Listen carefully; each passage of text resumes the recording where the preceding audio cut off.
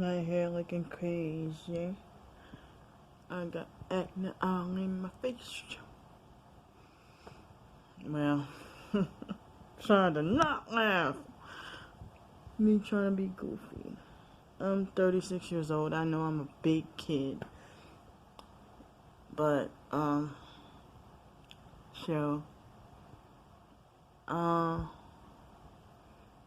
well, tonight is my last night here. Last night to get to sleep here.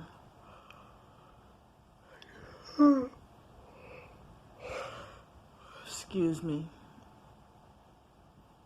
And, my last night to get to sleep here, and then tomorrow, I guess I'll have that little church to go to for a couple of hours. And a free lunch to eat. And then, after that, back to not having a place to exist. I'm trying to not be scared. Because, more so than ever, I've been hearing stories about homeless people vanishing and stuff like that. Like, people have asked where the people in Los Angeles are. And, the people in Los Angeles, I heard that, and I remember, because I used to live in LA, a lot of the homeless people would go to Central Library downtown and Pershing Square, anywhere downtown because of that Skid Row area. And I heard that they're not nowhere to be found. It's really scary. Everyday life in Skid Row was a shit hit the fan moment. Depressing. To me, it seemed like the closest to the hell on earth that you can get. Seems like, from what I've experienced and what I've seen. So,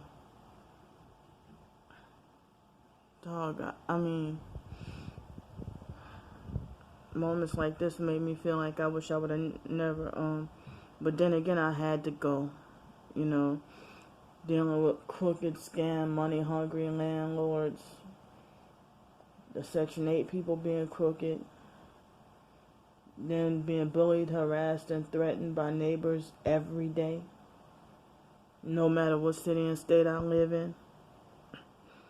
And I thought it was just a Section 8 thing, a low-income thing, or people's personal bullying and gang up on me. I didn't realize it had to do with gang stalking. And I've been having this harassment go on even when I was living in New Orleans Towers, this low-income disabled place before Hurricane Katrina. So, I just listened to on the YouTube Alexander Scourby. I thought it was pronounced Scurby, but this is pronounced Scourby. I listened to the book of James. And the scriptures jumped at me about, doth not rich men oppress you?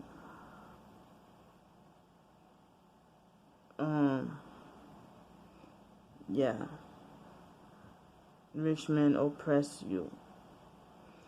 And there was another scripture,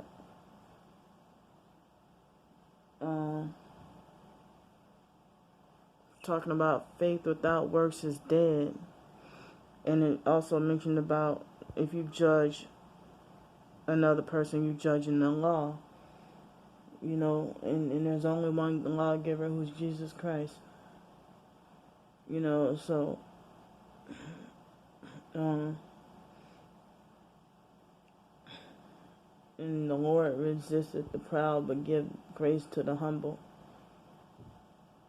Yeah, so I know it's seemed like very difficult to, a lot of times it made me feel like everything is impossible for me.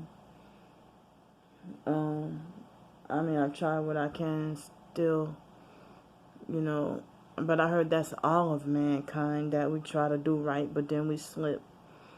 And we can never stay perfect, you know. And so, there was another scripture, I can't think of it offhand, in the book of James, but that has something to, oh yeah, I remember now. Well, I've been seeing certain church pastors in Louisiana and Florida get arrested and go to jail and have to pay like a $500 fine for still holding church services. And but that book, in the book of James, it said if a person is sick, then the elder should be called and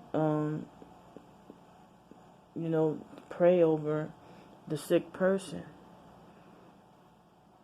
It seems like we just following the government's orders. And it seems like people making like as if people puff themselves up so big, like as if man's rules and laws are bigger and to be more obeyed and feared than God's rules and laws. And I think it's Acts 5:29. It says we ought to obey God rather than men. So I guess those pastors are dealing with Christian persecution right there. I mean, even though I get scared of getting sick, I mean, a little bit more lately after I did that video of saying, you know, but now, but, you know, I guess people are trying to instill fear in each other by saying, I mean, we know that, I mean, it's real, but we're saying it's fake because the mainstream media is lying to us. And it's like the stories that they're giving is fake, and the agenda behind it is fake, you know, and it's man-made, it's pre-planned, not natural, you know. They'll lie and say that it comes from bats and wild animals that the Asians eat. That's not true. It was made in a lab. And Bill Gates, this is Bill Gates' wet dream, you know. So I guess people making it like, you all have coronavirus. So then I heard that Richie from Boston was saying something about like Florida is supposed to be the first state to get the vaccine. That's mandatory. I said, I will bite. I mean, I don't have any weapons, but I said I will bite, kick, scratch, do whatever. I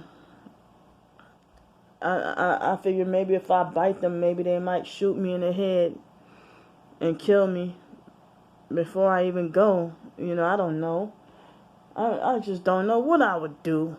But I just don't want to take the mark of the beast. I don't want to take it. I mean, I don't want to be vaccinated. I don't want to, you know, some people say us targeted individuals are already microchipped. Well, dog, does that mean we're damned to hell already and there's no chance for us, or what? I think I mentioned this before. But, yeah, I'm just scared of the unknown and hate this unusual lifestyle we're forced to live. And I heard that if Americans or people in the world stay in their houses for too long, or some people actually call it a worldwide house arrest. You know, if we all locked in our houses or whatever, anybody locked in their houses, I heard that that's going to make them lose their minds and go crazy. And eventually they're going to start backfiring. Now they're talking about I'm hearing people say they're talking about a year lockdown now, a year-long lockdown. Sucks. People are already losing it. We all need to question the government rather than puffing ourselves up about man's rule and law rather than God's rule and law. God said to call the elders. The book of James said call the elders to pray for the sick. Maybe we can pray privately in our own homes. They said call the elders to pray over the sick. So, I guess that's all I had to say. I'm just scared to trying to overcome fear, It's very hard being scared about everything. But thanks for watching. Bye.